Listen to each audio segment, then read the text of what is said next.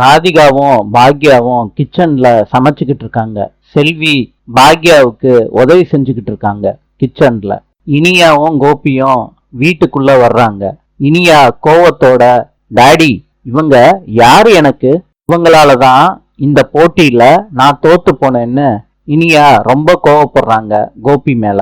இத கேட்ட பாக்யா ராதிகா கிட்ட மன்னிப்பு கேக்குறாங்க. இனியா அந்த மாதிரி உங்களை பேசியிருக்கவே கூடாது. ராதிகா சொல்றாங்க, பாக்யா பேசுனது கரெக்டு தானே? இனியா தோத்து போனதுக்கு நான் தான் காரணமோன்னு எனக்கு கில்ட்டியா இருக்கு பாக்யா. 2-3 நாளைக்கு நம்ம எல்லாரும் சேர்ந்து ட்ரிப்பு போயிட்டு வருவோமா?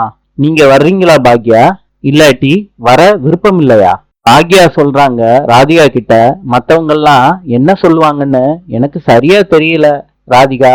பாக்யா அதெல்லாம் நான் பாத்துக்கிறேன். உங்க எல்லாரையும் ட்ரிப்புக்கு வர வைக்க வேண்டியது என்னோட பொறுப்பு பாக்யா. அப்பனா சரி ராதிகா, நாளை சந்திப்போம்.